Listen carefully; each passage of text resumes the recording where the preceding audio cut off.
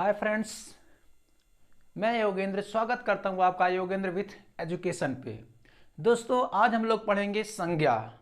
दोस्तों संज्ञा जैसा कि आप जानते हैं कि हर हिंदी की हर एग्जाम में संज्ञा से क्वेश्चन लगभग पूछता है। SSC GD UPP UP TET इत्यादि परीक्षाओं के लिए बहुत ही महत्वपूर्ण है।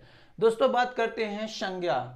संज्ञा दो शब्दों के योग से बना है। दोस्तों संज्ञा शब्द दो शब्दों से योग से बना है, सम धन ज्ञा। संज्ञा शब्द दो शब्दों से योग से बना है, सम धन ज्ञा के योग से बना है। संज्ञा एक विकारी शब्द है। संज्ञा कैसा शब्द है दोस्तों? संज्ञा एक विकारी शब्द है, अर्थात इसमें लिंग वचन एवं कारक के आधार पर परिवर्तन किया जा सकता है। तो संज्ञा क्या है? एक विकारी शब्द है। विकारी शब्द उसे कहते हैं दोस्तों जिसमें लिंग वचन एवं कारक के आधार पर परिवर्तन किया जा सके, उसे कहा जाता है विकारी शब्द। जिसमें लिंग वचन एवं कारक के आधार पर परिवर्तन ना किया जा सके उसे अविकारी शब्द कहते हैं। तो इसलिए संज्ञा एक विकारी शब्द है। संज्ञा कैसा शब्द है? एक विकारी शब्द है। इसमें लिंग वचन एवं कारक के आधार पर परिवर्तन किया जा सकता है। अब संज्ञा की परिभाषा। संज्ञा की परिभाषा आप जानते हैं, जैसे किसी व्यक्ति, वस्तु, स्थान, भाव आदि के नाम को संज्ञा कहते हैं। कोई व्यक्ति हो गया, कोई वस्तु हो गया, स्थान, भाव इत्यादि के नाम को संज्ञा कहते हैं। जैसे कोई व्यक्ति हो गया, जैसे मोहन हो गया, वस्तु किताब, लखनऊ, बचपन। तो इस तरह से जैसे कोई व्यक्ति हो गया, किसी व्यक्ति, स्थान, भाव बात आदि के नाम को संज्ञा कहा जाता है। संज्ञा शब्द का शाब्दिक अर्थ नाम है। संज्ञा शब्द का शाब्दिक अर्थ क्या होता है दोस्तों? नाम होता है। मतलब किसी व्यक्ति या वस्तु का जिसका नाम होता है वही संज्ञा है। जैसे कोई व्यक्ति है, कोई जैसे मेज हो गया, कुर्सी हो गया, पंखा हो गया, जिसका कोई नाम है वही आपका संज्ञा है। और किसी व्यक्ति का जिसका नाम होता है वही आपका संज्ञा। मतलब संज्ञा शब्द का शाब्दिक अर्थ है नाम है। जिसका कुछ ना कुछ नाम है वही आपका संज्ञा है। मुख्यतः रचना व्युत्पत्ति के आधार पर संज्ञा के तीन भेद होते हैं। दोस्तों पूछे मुख्यतः या रचना या व्युत्पत्ति के आधार पर संज्ञा के कितने भेद होते हैं? तो मुख्यतः, रचना या व्युत्पत्ति के आधार पर संज्ञा के तीन भेद होते हैं। व्यक्तिवाचक संज्ञा, जातिवाचक संज्ञा, भाववाचक संज्ञा। संज्ञा के वैसे भेद संज्ञा के 5 भेद होते हैं। लेकिन दोस्तों अधिकतर विद्वानों का कहना कि संज्ञा के 5 भेद माने हैं और कुछ ही विद्वानों ने संज्ञा के 3 भेद माने। तो संज्ञा के कितने भेद होते हैं? 5 भेद होते हैं। नंबर 1 आपका है व्यक्तिवाचक संज्ञा, नंबर 2 जातिवाचक संज्ञा, नंबर 3 समूहवाचक संज्ञा, नंबर 4 द्रव्यवाचक संज्ञा, नंबर 5 भाववाचक संज्ञा।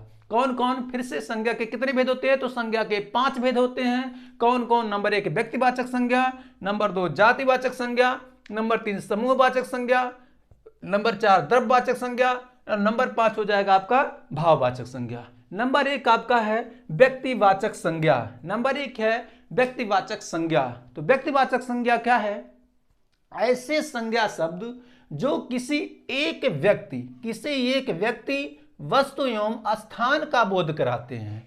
ऐसे संज्ञा शब्द जो किसी एक व्यक्ति, वस्तु एवं स्थान का बोध कराते हैं उसे व्यक्तिवाचक संज्ञा कहते हैं। जिसमें दोस्तों क्या है, किसी एक व्यक्ति हो, वस्तु हो और स्थान का बोध कराते उसे व्यक्तिवाचक संज्ञा कहते हैं। जैसे अगर देखते हैं व्यक्ति के नाम जैसे कोई व्यक्ति का नाम हो गया, जैसे महेश हो गया, सुनील हो गया, इत्यादि कोई भी हो जाएगा, राम है, तो ये सब व्यक्ति के नाम हो जाएंगे आपका। दूसरा है पुस्तकों के नाम। जो भी पुस्तक का नाम, रामचरितमानस हो गया, सूरसागर हो गया, पुस्तकों के नाम, व्यक्तियों के नाम, राज्यों के नाम, जैसे उत्तर प्रदेश, बिहार राज्यों के नाम हो जाएंगे। देशों के नाम, भारत, नेपाल इत्यादि देशों के नाम, नदियों के नाम, गंगा, जमुना आदि, झीलों के नाम जैसे डल झील, बैकाल झील, समुद्रों के नाम जैसे हिंद महासागर, प्रशांत महासागर, दिनों के नाम जैसे सोमवार, मंगलवार, महीनों के नाम जैसे कार्तिक हो गया, जनवरी हो गया, फरवरी हो गया। नेक्स्ट ग्रह, नक्षत्रों के नाम, कोई ग्रह हो, कोई नक्षत्र हो, जैसे चंद्र हो गया, रोहिणी हो गया, सूर्य हो गया। पहाड़ों के नाम जैसे हिमालय हो गया, आल्पस हो गया। गांवों के नाम जैसे कोई गांव का नाम हो गया। नगरों के नाम, किसी नगर का नाम। महादेशों के नाम जैसे एशिया महाद्वीप, यूरोप महाद्वीप, महाद्वीपों के नाम। पत्र पत्रिकाओं के नाम, कोई पत्र और पत्रिका नाम हो जाएगा। त्योहारों का नाम, जैसे दीपावली हो गया, होली हो गया इत्यादि त्योहारों के नाम। ऐतिहासिक घटनाओं के नाम, कोई भी ऐतिहासिक घटना हुआ जैसे 1857 का विद्रोह, ये सब कौन सा आता है? व्यक्तिवाचक संज्ञा में आते हैं। किसमें आते हैं? ये सब दोस्तों व्यक्तिवाचक संज्ञा में आते हैं। फिर से जान लीजिए व्यक्तिवाचक संज्ञा में लगभग कौन कौन आते हैं।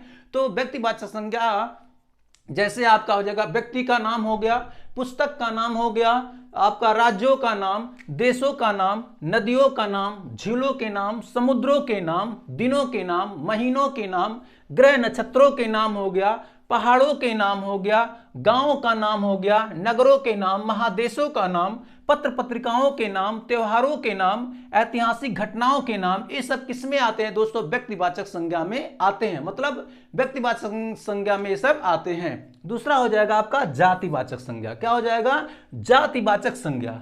जातिवाचक संज्ञा जिन संज्ञा शब्दों से एक ही प्रकार के वस्तुओं अथवा व्यक्तियों का बोध हो उन्हें जातिवाचक संज्ञा कहते हैं। जिन संज्ञा शब्दों से एक ही प्रकार के वस्तुओं अथवा व्यक्तियों का बोध हो उन्हें जातिवाचक संज्ञा कहते हैं। मतलब एक प्रकार के वस्तुओं और व्यक्तियों, जैसे आपका मनुष्य, मनुष्य में इसमें दोस्तों सभी मनुष्य के बोध होता है, इसमें सभी मनुष्यों के बारे में बोध होता है।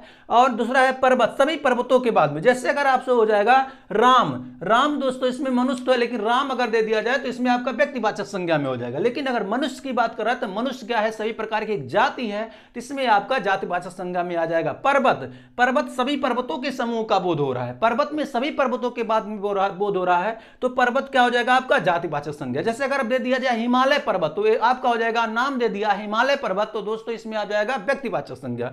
लेकिन सिर्फ पर्वत है तो इसलिए आपका सभी पर्वतों का बात कर रहा है, जातिवाचक संज्ञा। नदी, सभी नदियों का बोध करा रहा है, तो नदी क्या हो जाएगा? जातिवाचक संज्ञा हो जाएगा इत्यादि इसमें। लेकिन अगर दे दिया गंगा, तो गंगा क्या हो जाएगा? इससे व्यक्ति में आ जाएगा, तो नदी का बोध करा रहा है, तो मन इसमें आपका जातिवाचक संज्ञा हो जाएगा।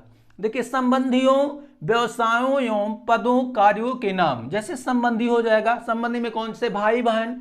व्यवसाय में हो गया जैसे बढ़ई, व्यवसाय हो जाएगा। पद, प्रोफेसर।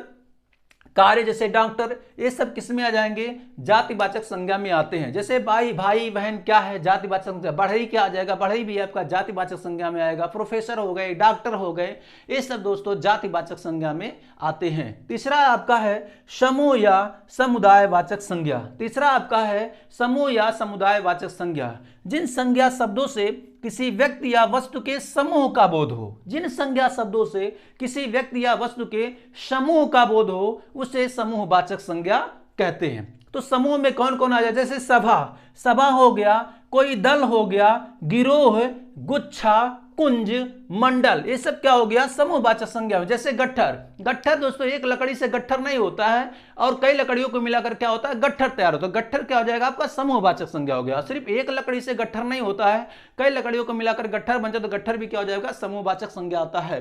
तो समूहवाचक संज्ञा में कौन कौन हो जाएगा?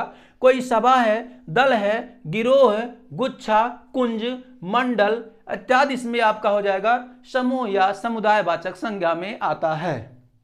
चौथा नंबर है द्रव्यवाचक संज्ञा। द्रव्यवाचक संज्ञा जिस संज्ञा शब्द से नाप तौल वाली वस्तु का बोध होता है, जिस संज्ञा शब्द से नाप तौल वाली वस्तु का बोध होता है उसे द्रव्यवाचक संज्ञा कहते हैं। नाप तौल की बोध कराता है द्रव्यवाचक संज्ञा। जैसे सोना, चांदी, लोहा, पीतल, तेल, पानी, दूध, इसमें गेहूं, चावल, घी, डीजल आदि, ये सब आपका द्रव्यवाचक संज्ञा में आता है। क्वेश्चन पूछेगा सोना जो है कौन सी संज्ञा है? द्रव्यवाचक संज्ञा, समूहवाचक संज्ञा, जातिवाचक संज्ञा, व्यक्तिवाचक संज्ञा, तो किसमें आ जाएगा? आपका द्रव्यवाचक संज्ञा में आता है।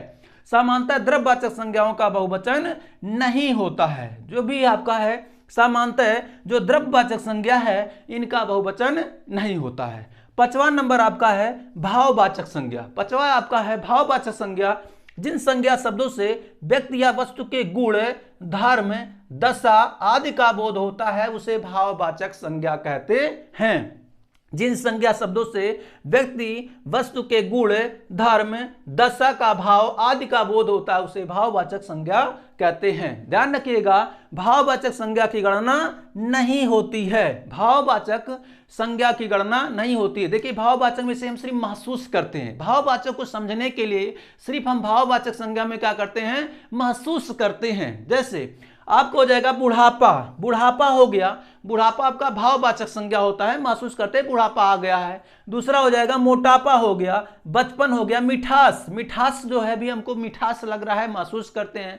लंबाई हो गया, क्रोध, शौर्य, धार्मिक, निजत्व, निज का होता है निजत्व, ममत्व, बंधुत्व, मनुष्यता, मित्रता, जैसे मित्र से क्या हो गया मित्रता, ये सब आपके भाववाचक संज्ञा में आते हैं। तो दोस्तों आपने देखा कि संज्ञा के आपको 5 प्रकार के होते हैं। कौन कौन? नंबर 1 आपका हो जाएगा, फिर से नंबर 1 आपका है व्यक्तिवाचक संज्ञा, जातिवाचक संज्ञा, समूहवाचक संज्ञा, द्रव्यवाचक संज्ञा और भाववाचक संज्ञा।